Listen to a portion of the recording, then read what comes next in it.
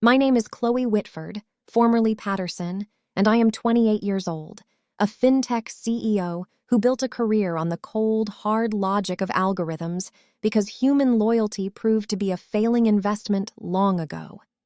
Take the car, Dad. Take the keys to this $800 rust bucket 2005 Honda Civic with the peeling clear coat and the smell of stale upholstery. Because your golden boy Chase apparently cannot handle the $450 a month lease on the BMW 330i you bought him to celebrate a promotion he didn't even earn. But know this. As the metal of these keys presses into your palm and the cheap plastic fob rattles against your skin, I no longer have a father. I have a 58-year-old debtor who just defaulted on his soul in the middle of a driveway that I technically already own. Before I show you the exact moment my father's face turned the sickly, bruised purple color of a cheap $60 bottle of Malbec upon realizing I am the one holding his mortgage, let me take you back to where the ledger of my life first began to bleed red. I grew up in a house in Greenwich, Connecticut, where the air always smelled like expensive lemon wax and silent resentment. My father, David Patterson, was a man who measured the world in optics, and in his eyes I was a low-yield asset.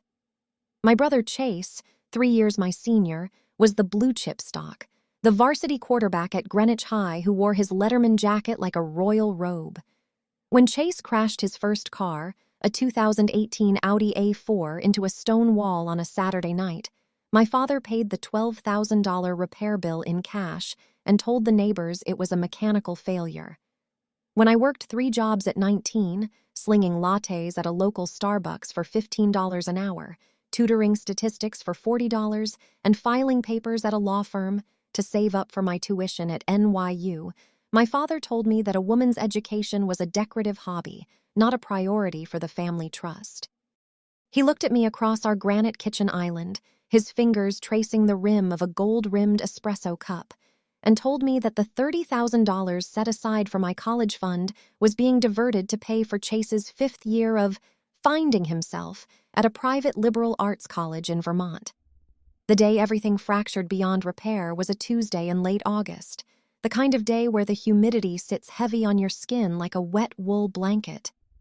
I was 21, standing in the garage of our 4-bedroom colonial, surrounded by the boxes of a life I was trying to build on a shoestring budget. My car at the time was that 2005 Honda Civic, a silver LX model with 180,000 miles on the odometer and a head gasket that whistled like a tea kettle every time I hit 60 miles per hour.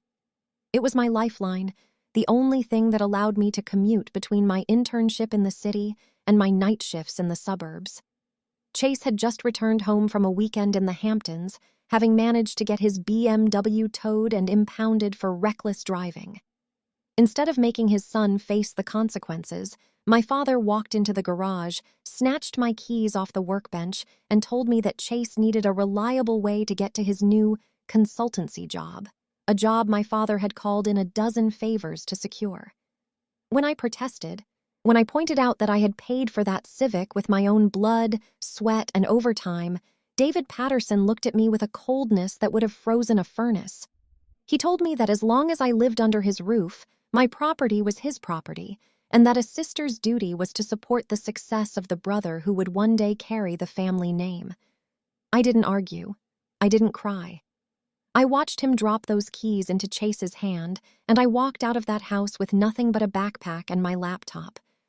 I spent the next 7 years erasing the girl who begged for scraps of affection and replacing her with a woman who understood that power is the only currency that doesn't depreciate. I moved into a 600-square-foot studio in Long Island City, where the rent was $2,200 a month and the radiator hissed like a cornered snake all winter. I ate 99-cent ramen and worked 18-hour days at a boutique hedge fund, teaching myself the intricacies of high-frequency trading and blockchain architecture. I didn't call home for Thanksgiving. I didn't send a card for Father's Day. While Chase was busy spending his allowance on bottle service at clubs in the meatpacking district, I was building a proprietary lending platform called Whitford Alpha. I changed my last name to Whitford, my maternal grandmother's maiden name, not out of sentiment, but because I wanted to sever every linguistic tie to the man who thought I was worth less than a rusted-out Honda. By the time I was 26, Whitford Alpha had secured a Series B funding round of $45 million. I moved into a penthouse in Tribeca with floor-to-ceiling windows that looked down on the world my father tried to keep me out of. I bought a 2024 Porsche Taycan Turbo S in a custom gentian blue metallic, a $200,000 masterpiece of engineering that purred with a quiet, lethal efficiency. But I never forgot the Civic. In fact, I tracked it down. Through a series of DMV records and a private investigator who charged me $500 an hour, I found that old silver Honda sitting in a junkyard in Jersey City. Chase had abandoned it after 2 months when the engine finally seized, and my father had simply let it rot. I bought it back for $800, had the engine rebuilt just enough to idle, and kept it in a climate-controlled storage unit like a holy relic of my own betrayal. The moment of reckoning came 6 months ago, when my internal risk assessment team flagged a distressed mortgage portfolio up for acquisition from a mid-sized regional bank in Connecticut. As I scrolled through the spreadsheets on my 32-inch Pro Display XDR, a familiar address leaped off the screen: 14 Briarwood Lane, my childhood home, the 4,000-square-foot colonial that David Patterson had bragged about building with his own 2 hands. It turned out that the manufacturing plant my father managed had been downsizing for years. To keep up the appearance of wealth, to keep Chase in his leased BMWs and his designer suits, my father had taken out a second mortgage, then a third, and finally a predatory private loan that he had no hope of repaying. He was $380,000 in the hole, with an interest rate that was climbing faster than his blood pressure. I didn't hesitate. I authorized the purchase of the entire debt package for pennies on the dollar. I didn't do it to save him. I did it to own him. Standing there today in the driveway of 14 Briarwood Lane, the scene was almost poetic in its ugliness. The lawn, once a perfectly manicured green carpet, was beginning to yellow at the edges because the $75 a week landscaping service had been canceled. My father stood on the porch, his hair thinner and whiter than I remembered, wearing a Ralph Lauren polo shirt that had frayed at the collar. Chase was there too, leaning against the pillars like a broken monument to unearned privilege, looking panicked because the repo man had taken his BMW 330i just 2 hours prior. They didn't recognize the blue Porsche that pulled up to the curb. They didn't recognize the woman in the $1,200 Max Mara trench coat who stepped out of it until I was halfway up the walk. David's eyes widened, a flicker of hope crossing his face that turned my stomach. He actually thought I was there to write a check, to play the role of the dutiful, successful daughter who would bail out the family ship. He started to speak, his voice cracking with a manufactured warmth, calling me Khloe, honey, as if the last 7 years of silence were just a long weekend. I didn't let him finish. I reached into my bag and pulled out the keys to the 2005 Honda Civic, the very keys he had snatched from me to give to his favorite son. I dropped them into his hand, the metal cold against his trembling skin, and I told him that since he loved this car so much when it was mine, he could have it now that it was the only thing he had left. I watched the realization sink in. I watched his gaze shift from the rusted key fob to the legal folder tucked under my arm, the foreclosure notice from Whitford Alpha, the company he didn't even realize was mine. I explained, with the clinical detachment of a bank auditor, that his debt had been sold to me. I explained that the $450 lease payment he couldn't make for Chase was nothing compared to the $4,000 monthly mortgage payment he now owed to his daughter. The silence that followed was heavy, broken only by the distant sound of a neighbor's lawnmower and the irregular thumping of my father's heart against his ribs. He looked at the keys, then at the house, then back at me, his face transitioning into that deep, fermented Malbec purple as the weight of his own failure finally crushed the optics he had spent a lifetime polishing. There is a specific kind of sound a man makes when he realizes the world he built on someone else's back is finally collapsing. It's not a scream. It's a quiet, hollowing gasp, like air escaping a punctured tire. My father stood there, clutching the keys to an $800 car, standing on a porch that now belonged to the asset he had written off as a loss. I told him he had 30 days to vacate, 30 days to pack the gold-rimmed espresso cups and the frayed Ralph Lauren shirts. As I turned to walk back to my Porsche, I felt no surge of joy, no warmth of forgiveness. I felt only the profound mathematical satisfaction of a debt finally settled. Family isn't a bloodline, it's a contract. And in my world, if you don't honor the terms, you lose the collateral. I drove away without looking in the rearview mirror, leaving behind a man who had finally learned that while pride might be a luxury, integrity is a necessity that he simply could no longer afford. 10 years ago, my life was not a series of milestones or memories, but a cold, calculated spreadsheet of survival where every decimal point represented a choice between eating a full meal or having enough gas to get to my next shift. While my brother Chase was busy blowing $38,000 of my stolen tuition money on high-risk 0 days to expiration options and 3-day binges of Atlantic City blackjack at the Borgata, I was learning the precise geometry of sleeping in the backseat of a car in a fluorescent-lit Walmart parking lot. My daily status quo was defined by grueling 14-hour shifts at a Greasy Spoon cafe where the smell of burnt decaf and industrial-grade floor cleaner permeated my skin so deeply that no amount of scrubbing could ever truly remove the scent of my own desperation. Back then, my entire net worth consisted of exactly $42 in a frayed leather physical wallet and a $10 a month Planet Fitness gym membership that I never once used for a workout, but rather for the precious 7-minute hot showers that were the only moments of dignity I had left in a world that had stripped me of everything else. My parents, Richard and Susan Patterson, were meanwhile living in a 3,200-square-foot colonial in Newton, Massachusetts, a house that functioned as a stage set for a life they were failing to fund, decorated with reclaimed wood coffee tables and Belgian linen sofas from Pottery Barn that they absolutely could not afford on my father's dwindling salary. To them, I was never a daughter to be protected or a child to be nurtured, but rather a line-item expense on a family budget they were desperate to delete so they could continue subsidizing the reckless, champagne-soaked lifestyle of their golden son. The theft of my tuition wasn't a single event, but a slow, methodical betrayal that began when my father, Richard, used his power as the custodian of my college savings account to reallocate the funds into Chase's brokerage account under the guise of a family investment strategy. I remember sitting at that heavy oak dining table in Newton, watching the golden light of a late September afternoon hit the expensive crystal vase Susan insisted on keeping filled with fresh lilies, while my father explained with a straight face that the $50,000 my grandmother had left specifically for my education was better spent growing under Chase's supposedly brilliant financial mind.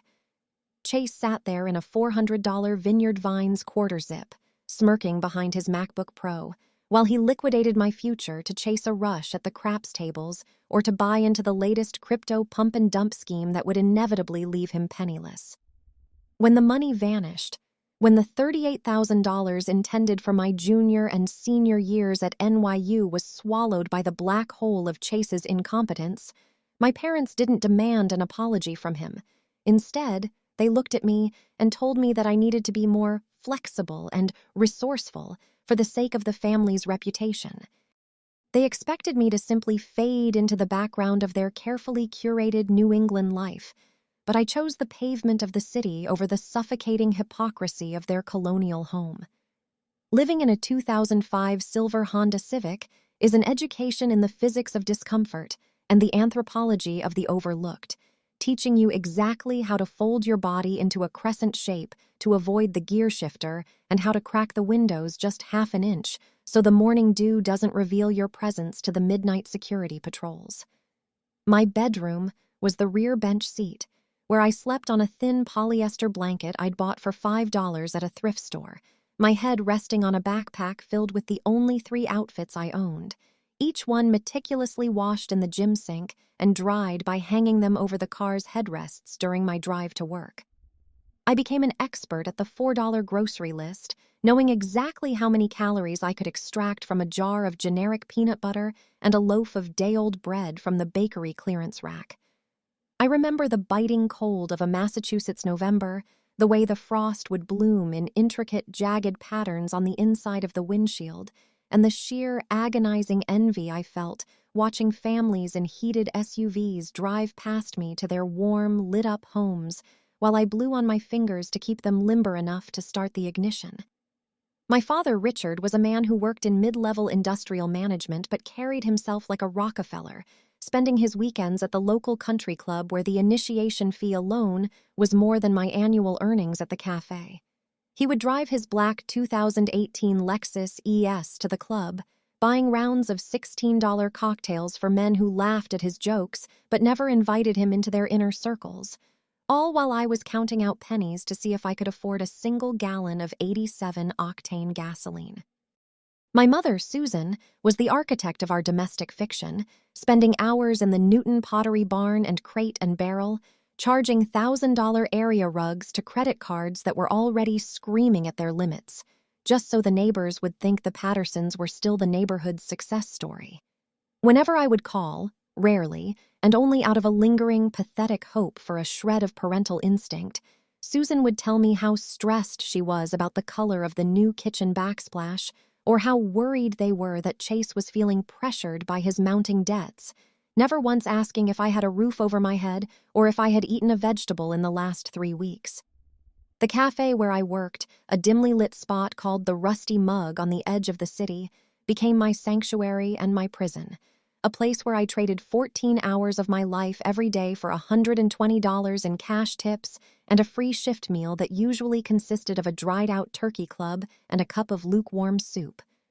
I was the girl who never called out sick, the girl who took every double shift, and the girl who kept her head down because I knew that if I lost this job, the spreadsheet of my survival would hit 0 and I would disappear entirely.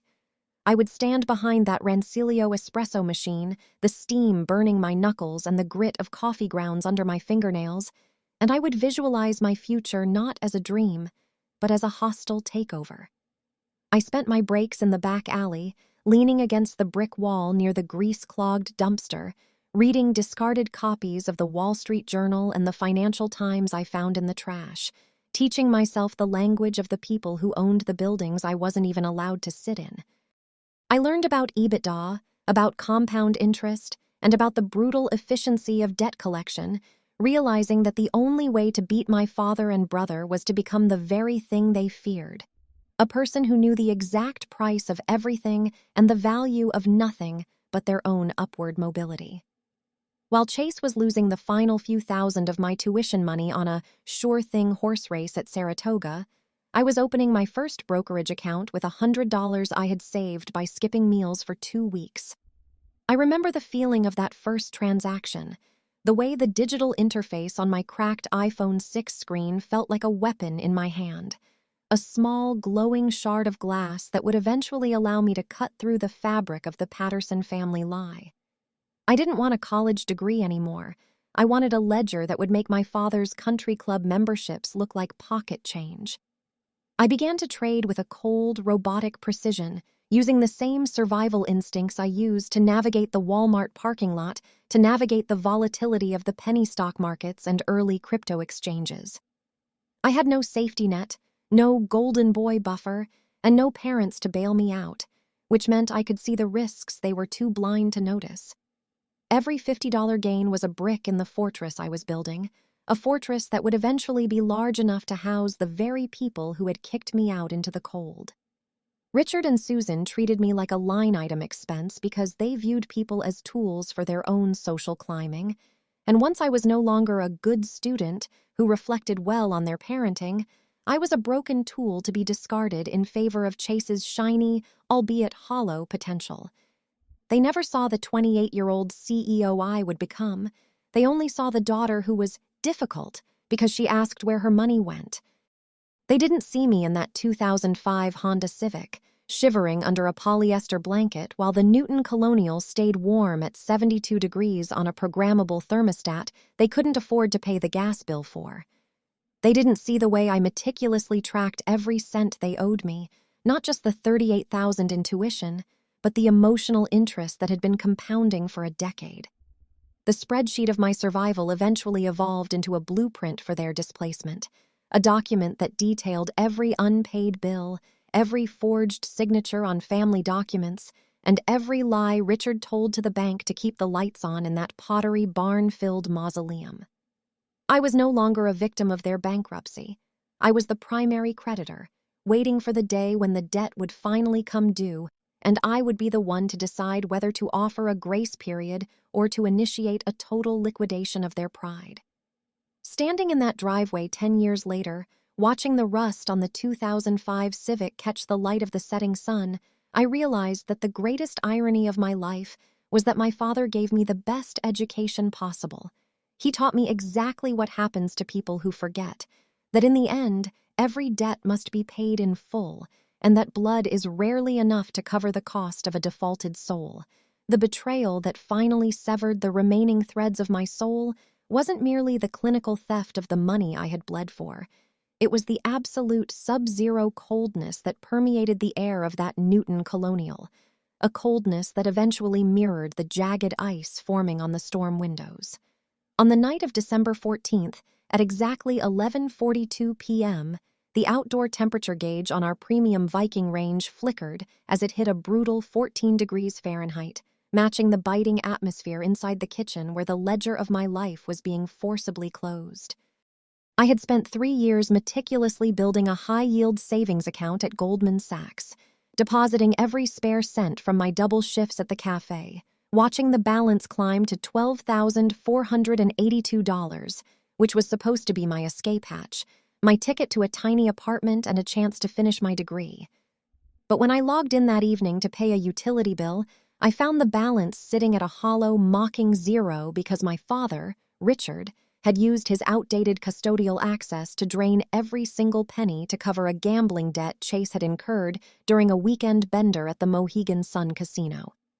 When I confronted him, when I dared to stand in that designer kitchen and call him a thief to his face, the mask of the respectable New England patriarch didn't just slip. It shattered into 1,000 razor-sharp pieces of pure, unadulterated malice. My father didn't use logic or reason to defend his actions. Instead, he surged forward with a physical aggression I had never seen, his fingers digging into the expensive wool of my thrift store coat as he literally dragged me toward the front porch like a piece of unwanted refuse. I remember the sensory details of that departure with a haunting, high-definition clarity that remains burned into my cerebral cortex a decade later. Specifically the cloying, festive smell of the fresh pine garland draped over the heavy mahogany front door and the sight of my mother, Susan, standing by the ivory-painted banister. She wasn't crying, and she wasn't protesting. She was simply sipping a glass of $14 Chardonnay from a Riedel crystal glass, watching the scene through the glass panes of the door as if she were a spectator at a particularly unpleasant piece of experimental theater. To her, I wasn't a daughter being cast out into a life-threatening winter night without a coat or a plan. I was merely a persistent glitch in her social standing, a loud and inconvenient reminder that the Patterson family facade was built on a foundation of stolen dreams and defaulted promises. As the heavy door swung shut behind me, the last sound I heard from the people who brought me into this world was the sharp, metallic click of the deadbolt sliding into place, a sound that resonated through the frozen air like a gunshot signaling the end of my childhood. I stood there on the porch in my socks, my breath hitching in the 14-degree air, watching the warm yellow glow of the interior lights reflect off the snow-dusted driveway while my mother turned her back to the window to refill her wine glass. The sheer mechanical finality of that lock turning was the moment I realized that empathy is a luxury the desperate cannot afford, and that from that second forward, my only family would be the numbers on a screen and the cold, hard logic of the market.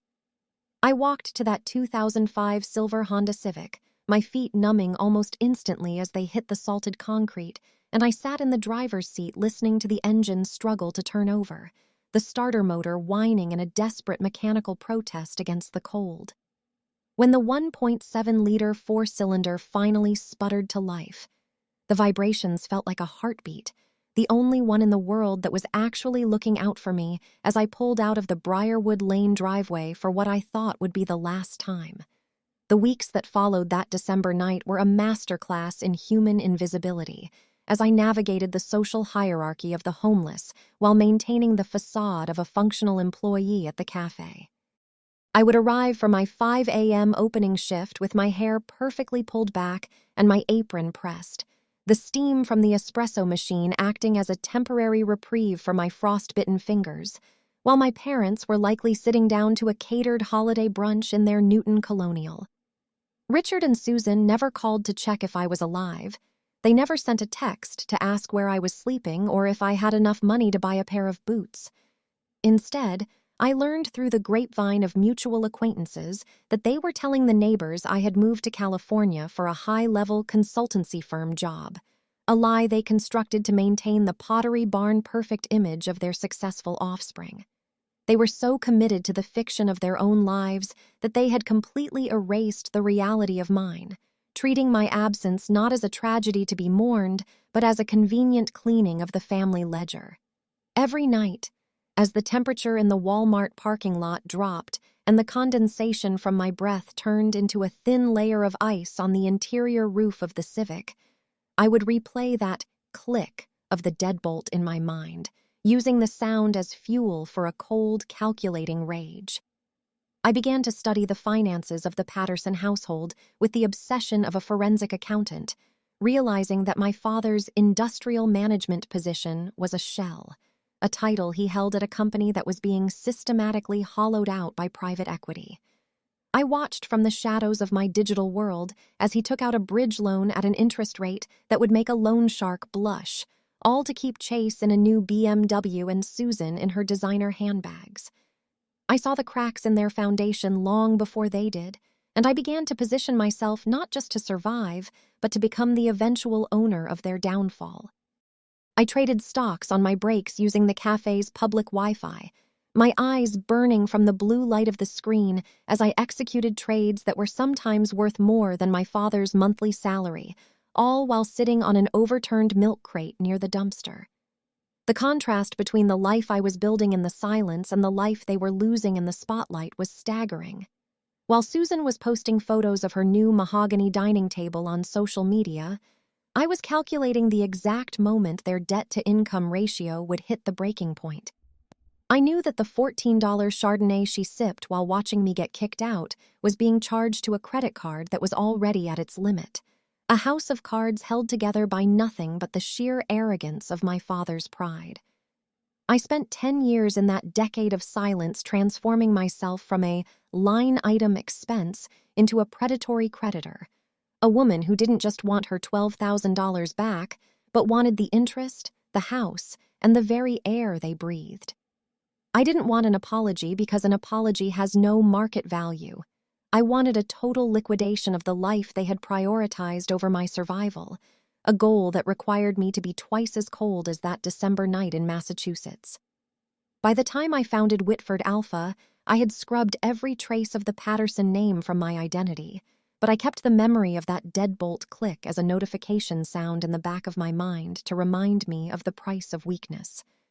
I grew my firm by identifying distressed assets exactly like my father's house, portfolios of debt held by people who cared more about appearances than reality, and I bought them with a clinical, unblinking efficiency.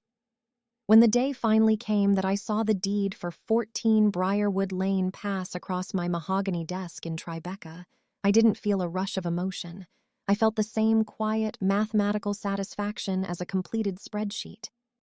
I looked at the signatures on the original mortgage, Richard and Susan Patterson, and I remembered the way the pine garland smelled and the way the 14-degree wind cut through my thin sweater. I realized then that my father hadn't just kicked me out that night. He had inadvertently handed me the keys to his own destruction by teaching me that the only thing that truly matters in this world is who owns the debt and who holds the keys. Standing in that driveway now, 10 years later, with the 2005 Honda Civic idling behind me as a reminder of where I started, I can see my father through the same glass panes where my mother once watched me shivering. He looks smaller, a man whose entire identity was built on credit that has finally been revoked, staring at the daughter he deleted as if I were a ghost returned to haunt his bank account.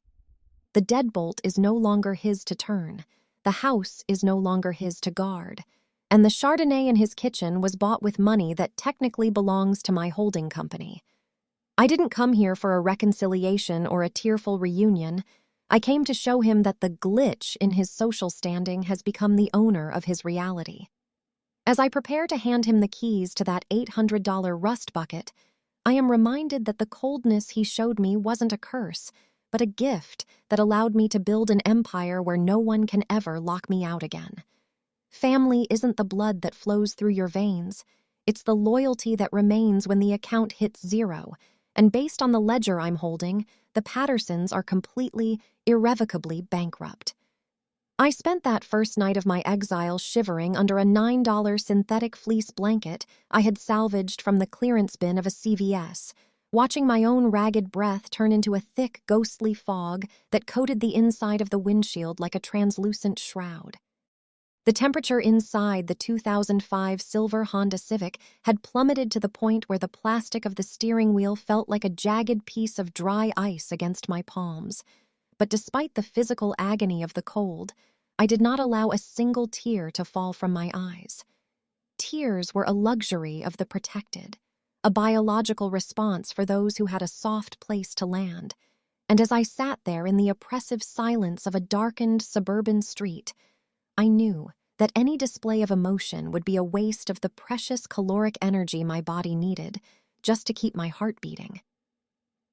Instead of crying, I reached into the cluttered dashboard and grabbed a crumpled, greasy receipt from a Dunkin' Donuts, a $3.42 transaction for a medium black coffee, and I smoothed it out against my thigh with a trembling hand.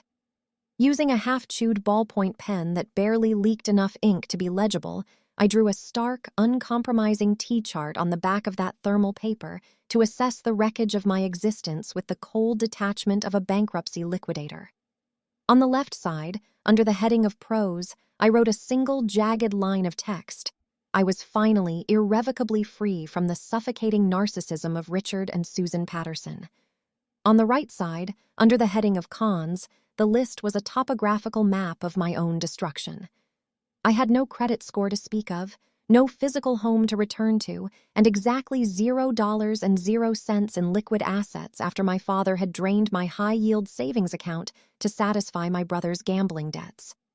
I realized in that moment, as the digital clock on the dashboard flickered to 3:14 a.m., that the global banking system is not a service provider, but a massive, impenetrable fortress specifically designed to keep people like me on the outside, looking in through the iron bars of poverty. The architecture of wealth is built on the foundation of historical stability, something I had just lost the moment that deadbolt clicked into place at 14 Briarwood Lane, and I understood with a sudden, searing clarity that the world only respects those who hold the ledger. I decided right there, in the cramped confines of a freezing car while the rest of the town of Newton slept in their climate-controlled bedrooms, that I would not spend my life trying to find a way to join their system or beg for a seat at their table. I made a silent, blood oath vow to myself that I would become the person who owns the keys to the entire fortress, the one who dictates the terms of the loans, and the one who decides whose life gets liquidated when the quarterly reports come back in the red. The physical reality of that decision was a brutal, minute-by-minute struggle against the entropy of my environment, starting with the way the cold seeped through the floorboards of the Civic and settled into my marrow like a permanent resident. I had to learn the meticulous art of urban camouflage, knowing that if a police officer saw a 21-year-old girl sleeping in a silver Honda, I would be moved along or worse, processed into a system that would further strip away my agency. I moved the car every 3 hours, rotating between the back corners of a 24-hour Walmart parking lot and the dimly lit edges of a hospital parking garage where the security guards were usually too overworked to notice a stationary vehicle with fogged-up windows. My T-chart became my Bible, a constant reminder that every action I took had to move a grain of sand from the cons column to the pros column, regardless of the physical or emotional cost. I began to calculate the exact cost of my own existence down to the milliliter of gasoline, realizing that idling the engine for 10 minutes of warmth cost me approximately 45 cents, a sum that represented nearly 10% of my daily food budget. As the weeks bled into a singular gray blur of survival, I focused my entire being on the acquisition of data, using the public library's high-speed internet to research the inner workings of credit default swaps and the predatory nature of subprime lending. I sat in the back of the Newton Free Library for 8 hours a day, my backpack tucked between my feet, looking like just another student while I was actually dissecting the very financial instruments that my father was currently using to bury himself in debt. I watched the way the wealthy leveraged their assets to create more wealth out of thin air, and I realized that my father's greatest mistake wasn't just being a thief. It was being an amateur who thought that a Pottery Barn lifestyle was a substitute for actual capital. He was playing a game of checkers against a world that was playing three-dimensional chess, and I was going to be the grandmaster who swept his pieces off the board. My research wasn't fueled by a desire for luxury or the need for a 2024 Porsche. It was fueled by a desperate, primal need to never again be in a position where a $14 bottle of Chardonnay was prioritized over my heartbeat. The technical specifications of my plan required a level of discipline that bordered on the sociopathic, as I began to manipulate the tiny amounts of cash I earned at the cafe into a ladder of escalating credit. I opened a secured credit card with a $200 deposit, money I saved by eating nothing but discarded bagels and tap water for an entire month, and I used it to pay for exactly 1 gallon of gas per week, paying the balance off the very next day to trick the algorithms into seeing me as a reliable borrower. I was a ghost in the machine, a zero-asset entity that was slowly, invisibly growing a digital footprint that would one day allow me to move millions with the click of a mouse. While my brother Chase was likely out at a bar in Boston, charging rounds of drinks to a credit card our father was subsidizing with a second mortgage, I was sitting in the glow of a library computer, memorizing the tax codes of Delaware and the regulatory loopholes of the Cayman Islands. I was building a fortress of my own, one made of information and technical expertise, and unlike the Patterson Colonial, my fortress would be built on the bedrock of cold, hard reality rather than the shifting sands of social pretension. The smell of the 2005 Honda Civic, a mixture of old coffee, damp fabric, and the metallic tang of the heater, became the scent of my ambition, a sensory anchor that reminded me of the night of December 14th every time I turned the key. I began to view every interaction through the lens of my T-chart, stripping away any relationship or habit that didn't contribute to the ultimate goal of ownership and control. When the cafe manager offered me a promotion to shift supervisor for an extra $2 an hour, I didn't see it as a career move. I saw it as an additional $480 a month that could be funneled into a high-risk, high-reward brokerage account. I was no longer Khloe Patterson, the discarded daughter. I was an emerging force of nature that was learning to harness the very volatility that was currently destroying my father's life. I watched the stock market with the intensity of a hawk, looking for the tiny fluctuations in tech startups and emerging fintech platforms where a few $100s could be turned into a few thousand through sheer, unadulterated timing. By 4 a.m. on that first night, the frost on the inside of the Civic's windows had frozen into a map of a world I no longer recognized, and I realized that the click of the deadbolt wasn't just the sound of a door closing. It was the sound of my old life being liquidated so that a new, more powerful version of myself could be born. I looked at the T-chart on the greasy receipt one last time before folding it carefully and tucking it into the hidden pocket of my backpack, a relic of the moment I stopped being a victim and started being a predator. The banking system may have been designed to keep people like me out, but they didn't realize that the most dangerous person in the world is the one who has already lost everything and has nothing left to fear but the prospect of being ordinary. I wasn't just going to join the system. I was going to rewrite the code of the system until the names Richard and Susan Patterson were nothing more than footnotes in the history of my ascent. I spent the last hour before dawn practicing the way I would one day speak to men like my father. Not with anger, but with the terrifying, quiet confidence of a woman who knows exactly how much their soul is worth on the open market. As the first light of a gray New England morning began to touch the tops of the trees, I turned the key in the ignition of the rust bucket Honda, the engine groaning as it fought against the cold, and I felt a strange, electric sense of peace. I was a girl with $42 and a gym membership, but I was also the future CEO of a firm that would one day hold the deeds to the very houses of the people who ignored me. The cons list on my receipt was long, but the pros list was infinite because it contained the one thing my father could never buy with his stolen money: an unbreakable will. I drove out of that parking lot not as a refugee but as a scout behind enemy lines, beginning a 10-year journey of silence and strategy that would eventually lead me back to Briarwood Lane, not to ask for entrance, but to hand over the keys to a life that I had already outgrown.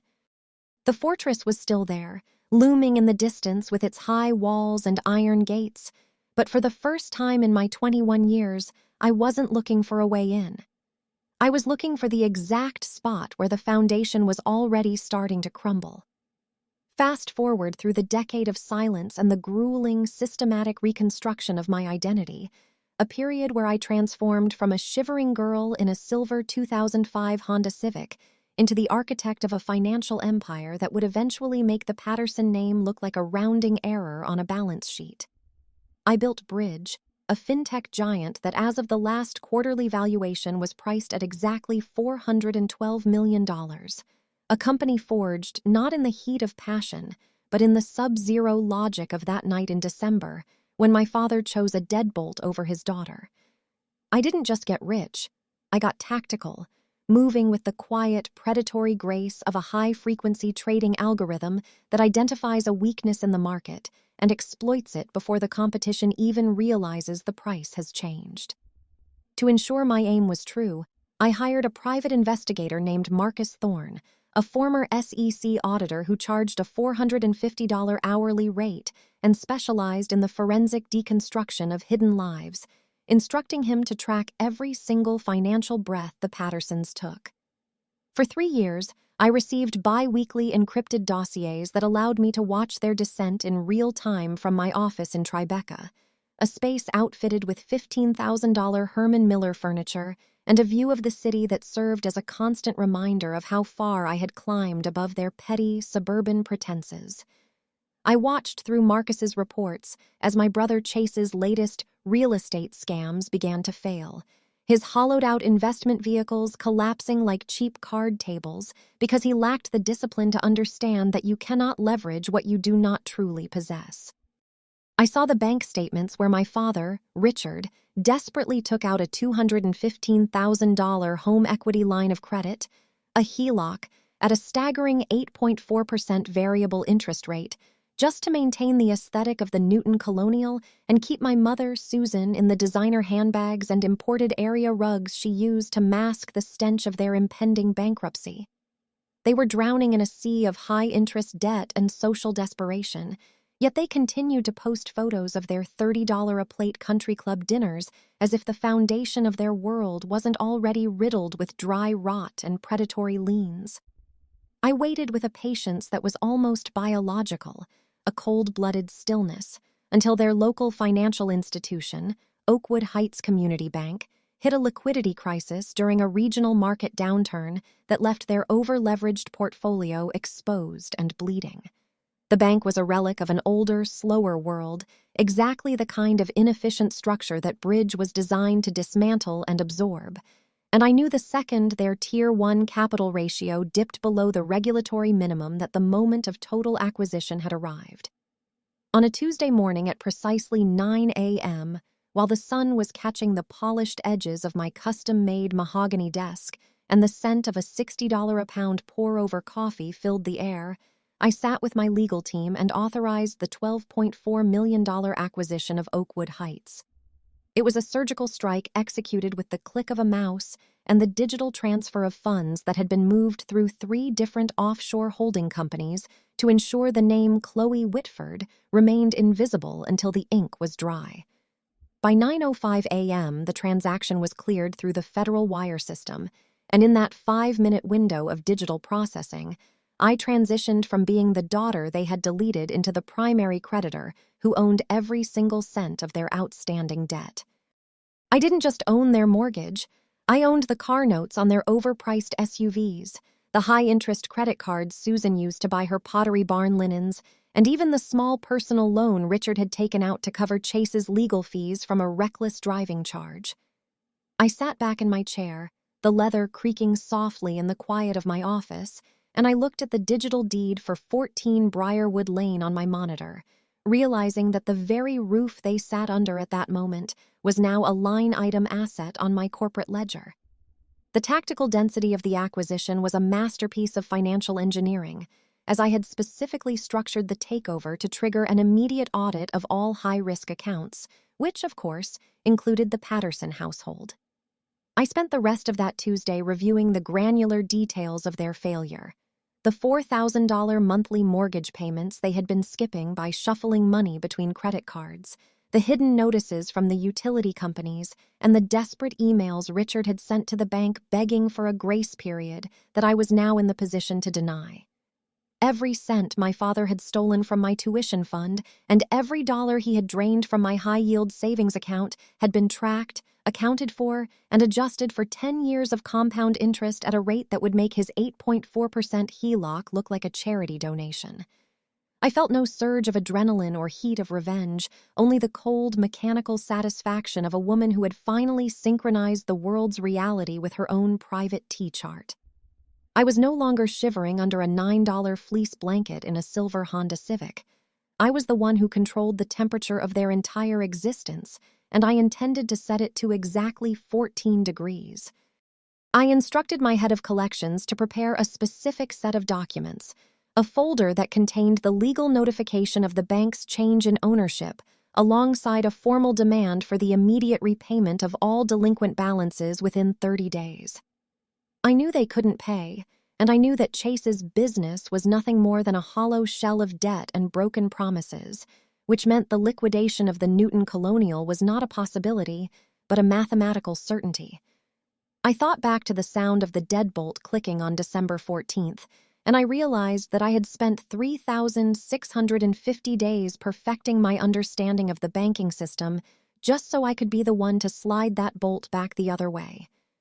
My parents had treated me like a liability they could simply write off, never realizing that in the world of high finance, a liability is just a future asset for the person with the courage to wait for the default. I looked at the clock, which now read 10:15 a.m., and I realized that while Richard was likely sitting at his kitchen table drinking a coffee he couldn't afford, I was the one who now held the deed to the table, the kitchen, and the very air he breathed. The technical specifications of the bridge platform allowed me to see the exact moment my father logged into his online banking portal and realized that his local community bank had been absorbed by a conglomerate he didn't recognize. I could almost feel the phantom vibration of his panic through the screen, a digital echo of the fear I felt when I saw my balance hit 0 10 years ago. But this time, the roles were perfectly and irrevocably reversed.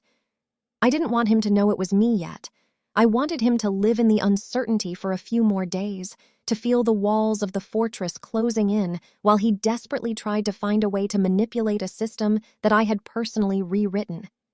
Marcus Thorne sent me a final photo that afternoon, a grainy shot of Richard standing on the porch of the Colonial, looking at a registered letter from the bank with a confused, ashen expression that told me the first ripples of the collapse had reached his door. The black 2024 Chevrolet Tahoe that Marcus drove was parked 3 houses down, its tinted windows reflecting a world that the Pattersons still believed they belonged to, unaware that their lease on that reality had just expired at 9:05 a.m.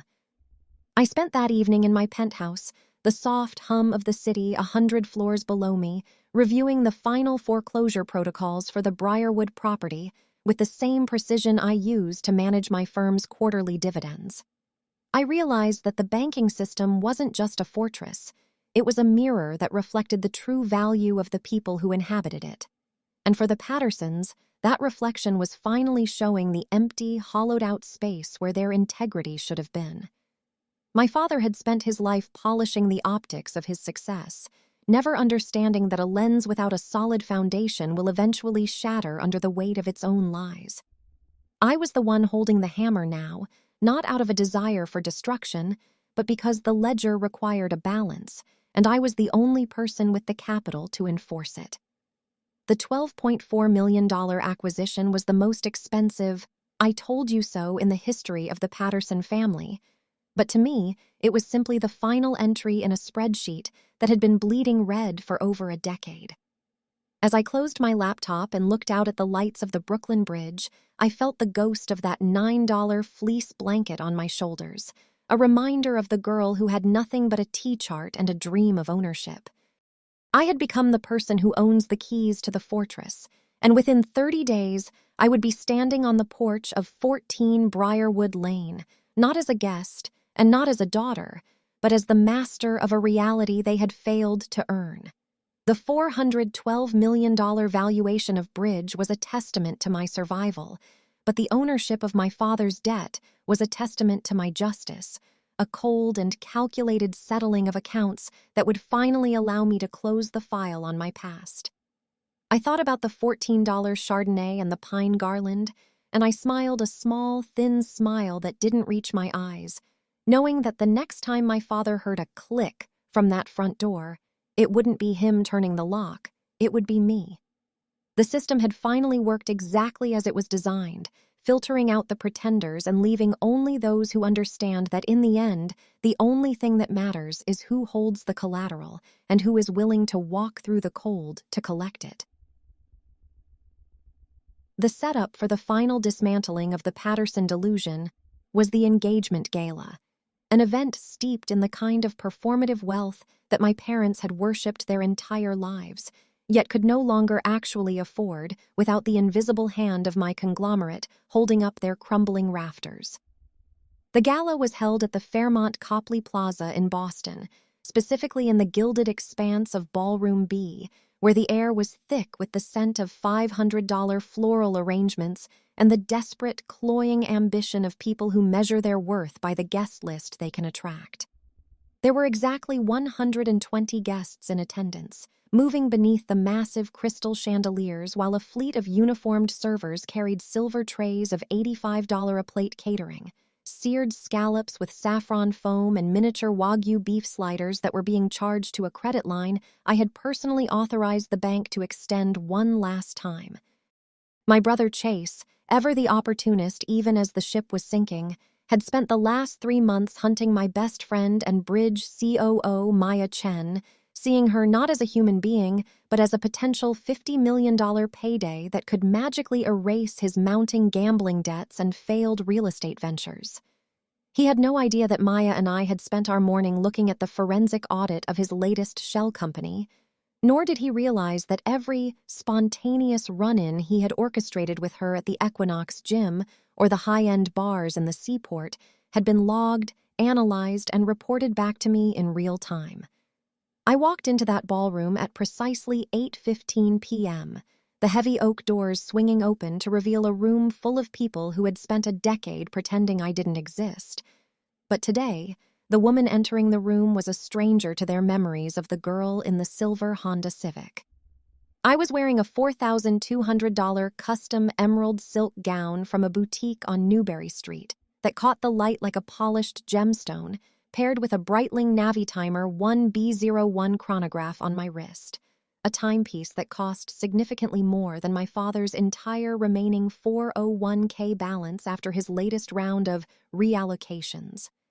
My hair was styled in a sharp architectural bob that mirrored the cold precision of my business dealings, and as I moved through the crowd, I could see the way the light from the chandeliers glinted off the emerald fabric, creating a visual barrier between the CEO I had become and the daughter they had discarded.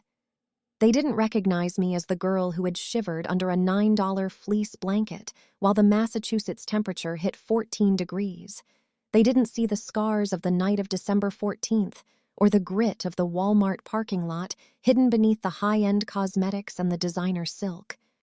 To Richard and Susan Patterson, I was simply the titan of the fintech world, the mysterious head of bridge whom they had been desperately trying to secure a meeting with for weeks, to beg for an angel investment to save their family legacy from the very liquidation I had already signed into law.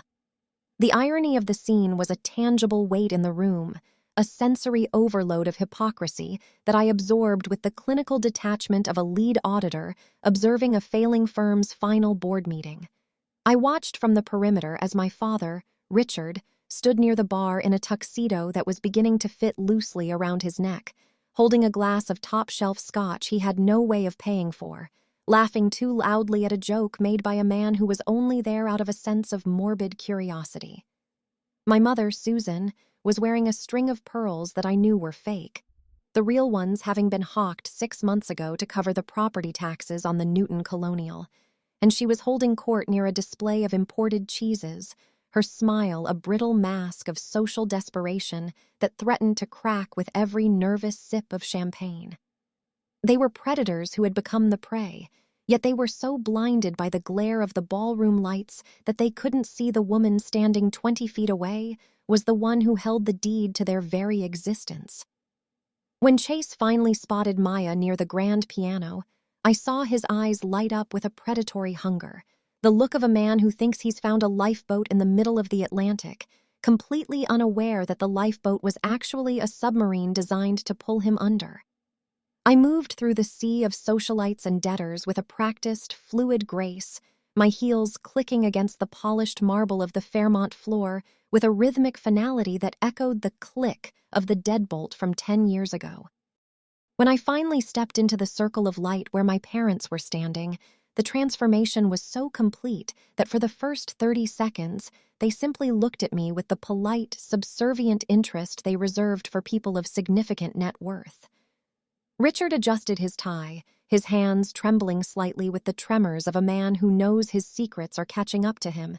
and he began his rehearsed pitch, calling me Ms. Whitford and speaking about the synergy between his legacy and my firm's capital.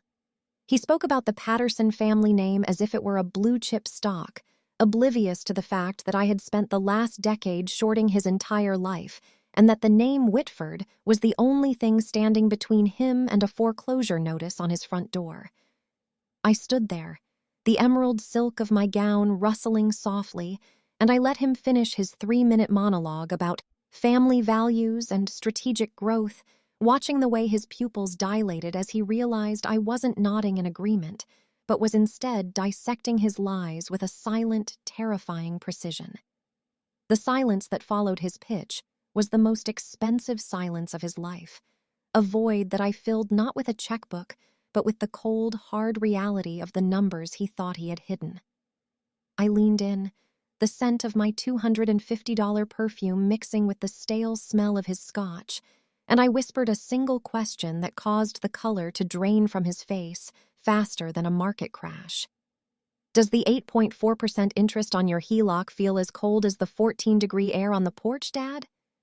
The glass of scotch in his hand didn't just tremble, it shattered against the floor, the golden liquid splashing onto the hem of my gown as the mask of the respectable patriarch finally dissolved into a pool of pure, unadulterated terror. Susan let out a soft, sharp gasp that was drowned out by the ambient noise of the ballroom, her hands flying to her fake pearls as if they could somehow protect her from the daughter she had deleted 10 years ago. They finally saw me, not the titan, not the CEO, but the girl they had kicked out into the snow, now returned with the keys to the fortress and the power to evict them from the very air they were breathing. Maya joined me then, stepping away from a stunned and stuttering Chase, her face a mask of professional boredom as she handed me a tablet containing the final signature for the repossession of their vehicles and the formal eviction notice for the Newton Colonial. The ballroom seemed to shrink around them, the gilded walls of the Fairmont Copley Plaza turning into the bars of a cage they had spent 30 years building out of stolen tuition and borrowed pride. I looked at the 120 guests, many of whom were starting to stare at the broken glass and the ashen-faced hosts, and I realized that the mountains of lies they had built were finally being leveled by a single, unavoidable truth. I wasn't there to make an investment or to offer a bridge loan to a sinking family. I was there to be the final entry in their ledger, the point of no return where the debt finally exceeded the collateral. My father's 401k, the house on Briarwood Lane, and even the clothes on their backs were now under the jurisdiction of Whitford Alpha, and as the realization of their total liquidation began to set in, I felt the same mathematical satisfaction I had felt in the back of the Honda Civic at 3:14 a.m. Chase tried to approach, his face twisted in a mixture of anger and desperation, but he was intercepted by a pair of security guards I had hired from a firm that charged $800 an hour for executive protection. I told him, in a voice that was as sharp as a razor and twice as cold, that he was no longer authorized to be in the presence of my COO or my capital, and that his real estate scams had been reported to the SEC by the very auditor I had been paying $450 an hour to watch him. The golden boy looked like a crumpled piece of thermal paper, his Vineyard Vines bravado disappearing under the weight of his own criminal incompetence, while Susan began to weep silent, ugly tears that ruined her expensive makeup. I didn't feel a shred of pity for the woman who had watched me through the glass panes while sipping her Chardonnay, because I knew that her tears were not for me, but for the loss of her social standing and the Pottery Barn furniture she would have to leave behind. Standing in the center of Ballroom B, surrounded by the wreckage of the Patterson family facade, I realized that the engagement gala was never about Maya's future. It was about my past finally being paid in full. I looked at my Breitling watch and noted that it was exactly 9:45 p.m., the precise time I had scheduled for the local sheriff's department to serve the formal paperwork at their front door in Newton while they were here pretending to be wealthy. The technical execution of their downfall was a masterpiece of timing and financial pressure, a sequence of events that left them with nothing but the clothes they were wearing and the memory of the daughter they had thought was a line-item expense. As I turned to leave the Fairmont, ignoring the pleas and the frantic apologies that were now raining down like confetti, I felt the weight of the emerald silk against my skin and the solid reality of my own success. I didn't need their approval, and I certainly didn't need their love. I had something much more valuable. I had the title to their world, and I was finally ready to tear it down and build something honest in its place. Family is a contract that requires both parties to act in good faith, and since the Pattersons had defaulted on their souls a decade ago, I was simply the one coming to collect the remaining assets before the lights in the ballroom finally went dark. The execution of the final movement in this long orchestrated symphony of reckoning was clinical, devoid of the messy emotional outbursts that characterized the Pattersons' lives, and timed with the surgical precision of a market-moving announcement. I waded through the initial courses of the gala, watching with a detached, cold curiosity as the servers in their crisp white waistcoats cleared the remains of the $85 a plate appetizers until the moment arrived for the evening's celebratory toasts to begin. My brother Chase, emboldened by the third glass of cheap, bubbly Prosecco that the Fairmont staff kept pouring to mask the mounting tension in the room, stood up with a flourish that was as hollow as his bank account, raising his glass high to praise my COO Maya's recent professional successes. He spoke with a manufactured warmth, his voice projecting across the 120 guests in Ballroom B as he attempted to weave himself into the narrative of a $50 million future he had done absolutely nothing to earn. I allowed him to reach the crescendo of his practiced flattery, the moment where he thought he was closing the deal of a lifetime, before I stood up slowly from my seat at the head table, the emerald silk of my gown shimmering under the massive crystal chandeliers like a warning light.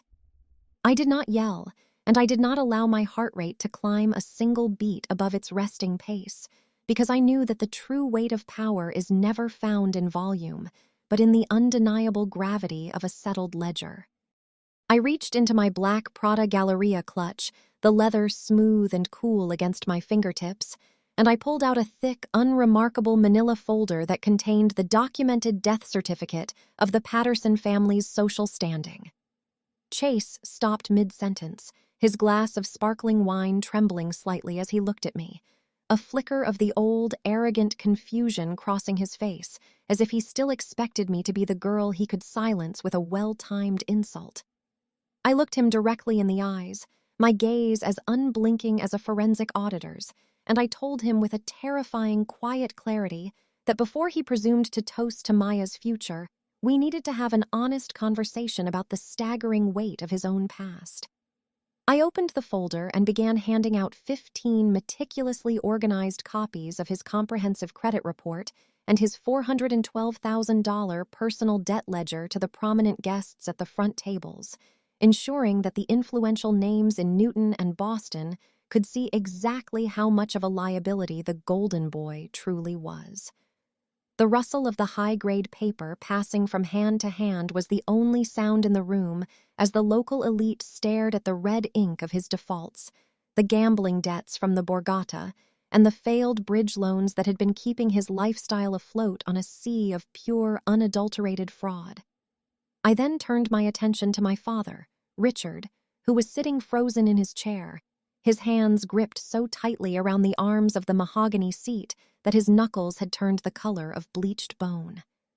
I leaned forward, the light from the chandeliers catching the sharp edges of my Breitling watch, and I informed him in a voice that carried to the very back of the ballroom that his desperate application for a mortgage extension on the Newton property had been reviewed and summarily denied that very morning at 9:05 a.m. I watched the realization hit him like a physical blow as I explained that the decision had been made personally by the new majority owner and CEO of Oakwood Heights Community Bank, the woman standing in front of him whose education he had stolen to fund his son's failures. The sound of a single silver fork hitting a porcelain plate with a sharp, discordant ring was the only noise that broke the heavy, suffocating silence of the room, a sound that signaled the final collapse of the Patterson house of cards. My mother, Susan, looked as though she had been turned to stone, her face going a shade of ghostly, translucent white that matched the $200 cultured pearls around her neck, pearls that I knew were the only remaining asset she had left, and even those were now technically collateral for a defaulted personal loan held by my company. The technical density of the moment was a masterpiece of corporate retaliation, as I watched the high society guests begin to lean away from my parents as if their sudden bankruptcy were a contagious disease that could be caught through proximity. I detailed for the room, with the clinical precision of a bankruptcy court filing, how Richard had systematically drained my high-yield savings account on that December night 10 years ago,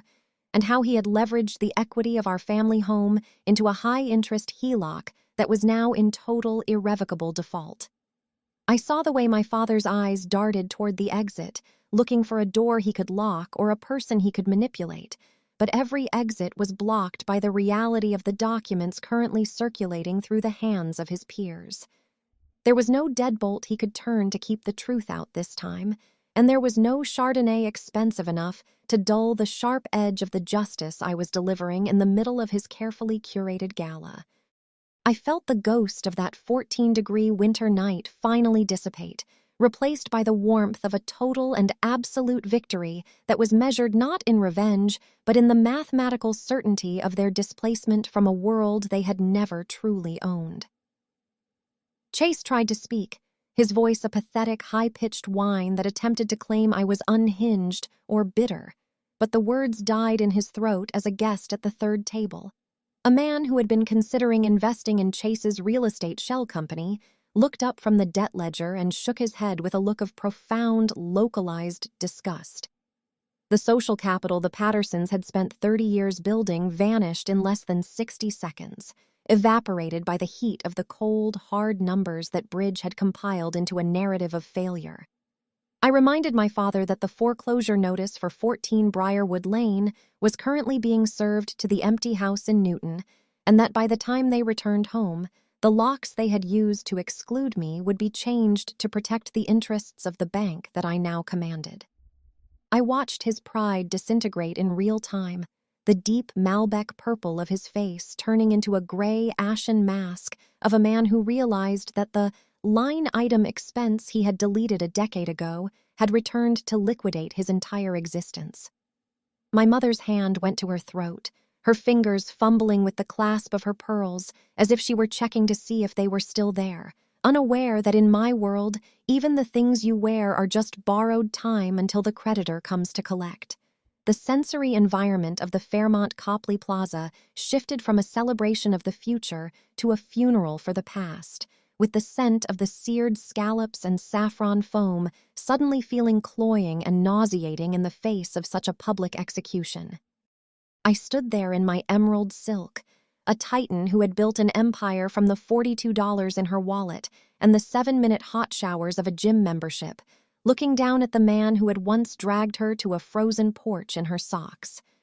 I realized that the true power of the fortress I had built wasn't just the $412 million valuation or the 2024 Porsche Taycan, but the ability to stand in a room full of people who once looked down on me and be the only person who was truly, mathematically free.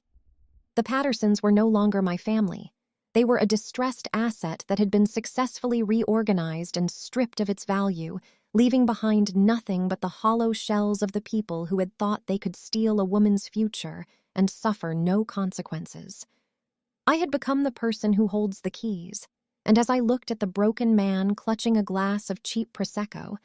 I knew that the debt was finally, irrevocably settled in full. As the security detail I had hired stepped forward to escort my brother from the ballroom, the room remained trapped in a state of collective shock, the silence so profound that you could hear the distant hum of the hotel's HVAC system and the soft rustle of the emerald silk as I adjusted my position. I didn't need a standing ovation or a word of apology from the man who had defaulted on his soul, because the look of absolute soul-crushing defeat on his face was the only dividend I required from this decade-long investment.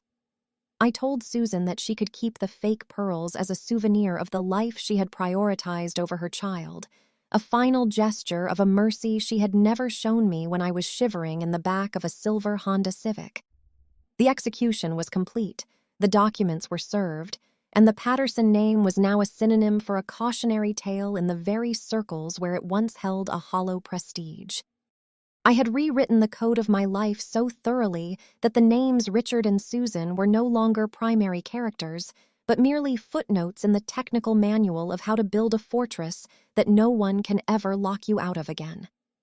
I turned away from the table without a backward glance, my heels clicking a steady, confident beat toward the exit of Ballroom B, leaving the mountain of lies and the shattered glass behind me as I stepped out into the cool, crisp Boston air. Behind me, I could hear the first whispers of the guests as they began to dissect the wreckage I had left in my wake, their voices a low buzz of judgment that would follow my parents for the rest of their lives. I walked toward my waiting Porsche, the gentian blue metallic paint gleaming under the streetlights of Copley Square, and I felt the weight of the manila folder finally lift from my spirit. I was no longer defined by what they took from me on December 14th. I was defined by what I had built in the silence that followed, a life of such immense and undeniable scale that the people who tried to destroy me were now just tiny, fading figures in my rearview mirror. The fortress was mine, the keys were in my hand, and as I pulled away from the Fairmont, I realized that the greatest irony of all was that by locking me out, my father had inadvertently given me the entire world. Today, I live in a 4,500-square-foot penthouse in the heart of Tribeca, a glass-walled fortress of architectural precision where the floor-to-ceiling windows offer a panoramic, unblinking view of the Manhattan skyline that I once viewed from the frozen back seat of a rusted silver sedan. My morning ritual no longer involves counting out pennies for a gallon of 87-octane gasoline or shivering under a $9 synthetic fleece blanket, but rather begins with the silent, efficient hum of a built-in Miele espresso machine that prepares a double shot of $60 a pound Ethiopian Yirgacheffe, while I review the overnight global market shifts on a custom-integrated Bloomberg terminal. The air in my home is climate-controlled to a perfect 68 degrees, a far cry from the 14-degree night in December when the metallic click of a deadbolt at 14 Briarwood Lane signaled the end of my life as a daughter and the beginning of my existence as a creditor. My father, Richard Patterson, now sends an average of 3 emails a week, digital missives filled with a desperate, cloying brand of forced nostalgia and pathetic pleas for a face-to-face meeting. But he has no idea that these messages never even reach my eyes, because they are automatically diverted into a specific spam folder managed by my executive assistant, who has standing orders to delete any communication containing the word family or forgiveness. I did not take revenge in the way a character in a dramatic film might, with fire and shouting and theatrical displays of malice, because I realized long ago that the most devastating form of justice is simply the cold, clinical application of the very terms and conditions that my parents and brother used to define my worth. I am not the villain of this story, nor am I a vengeful ghost. I am merely the person who stayed awake at 3:14 a.m. on a Dunkin' Donuts receipt, mapping out a T-chart of survival while they were dreaming in their Pottery Barn-filled colonial on stolen capital. While my father spends his days in a cramped 2-bedroom apartment in a fading suburb, staring at the keys to an $800 2005 Honda Civic that I handed back to him as his only remaining asset, my brother Chase is currently drowning in the legal repercussions of his own arrogance. He is facing a massive civil suit for financial fraud, a case built on the forensic evidence gathered by the SEC auditor I hired at $450 an hour to dismantle the shell companies he used to hide his gambling debts from the very people he was trying to scam.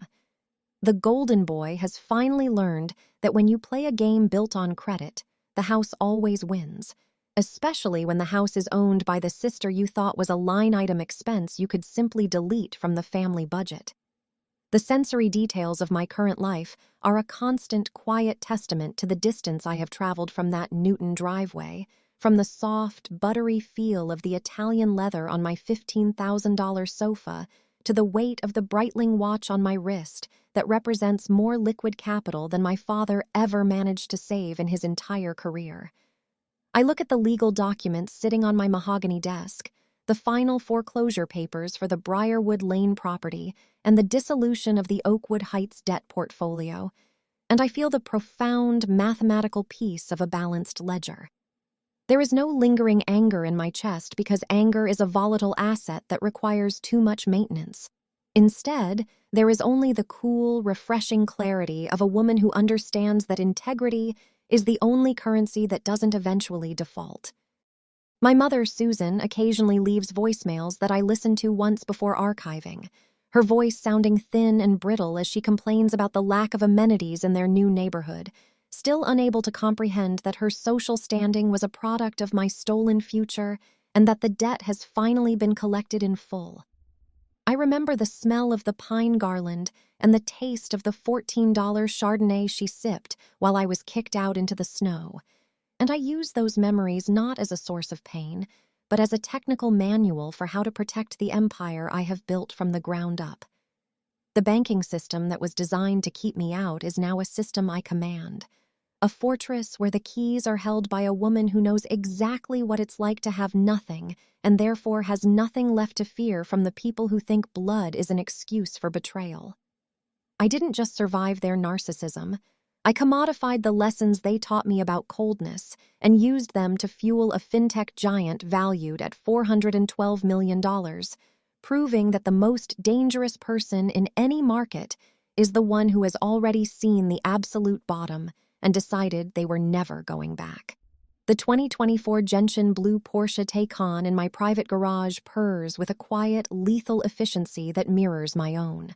A machine built for speed and precision, much like the life I have meticulously engineered since the digital clock on my dashboard first hit 3:14 a.m. 10 years ago.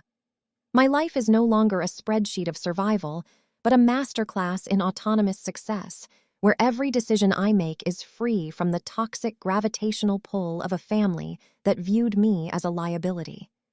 I stand at my window as the sun sets over the Hudson River, the orange and purple light reflecting off the glass of my penthouse, and I realize that the greatest luxury I own isn't the real estate or the designer wardrobe, but the absolute silence of a phone that no longer rings with their demands. I have replaced the deadbolt click of my past with the secure, high-tech encryption of my present, ensuring that the people who defaulted on their souls will never again have the clearance to enter the sanctuary I have created for myself. They are the footnotes in the manual of my ascent, the cautionary tales of what happens to those who value optics over ethics. And as I close my laptop for the evening, I do so with the knowledge that my debt to the girl in the silver Honda has been paid in full, with compound interest. The moral of this ledger is that family isn't found in the DNA of the people who share your name, but in the loyalty and character of the people who stay when the accounts are empty and the truth is finally laid bare on the table. My COO Maya and my team at Bridge are the family I chose, a group of people who understand that worth is earned through performance and integrity, not through the theft of a daughter's college fund or the empty promises of a gambling brother.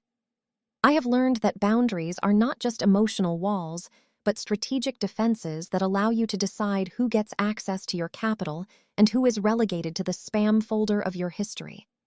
As I look out at the city that I now help power with my technology, I am reminded that the coldness of that December night was the greatest gift my father ever gave me, because it taught me how to be fireproof in a world designed to burn the unprepared.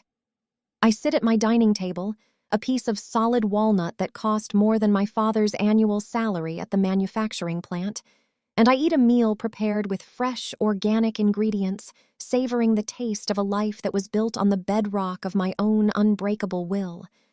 There is no chair for Richard, no place setting for Susan, and no glass of Prosecco for Chase, because my table is reserved for those who have the courage to be honest and the discipline to be self-made.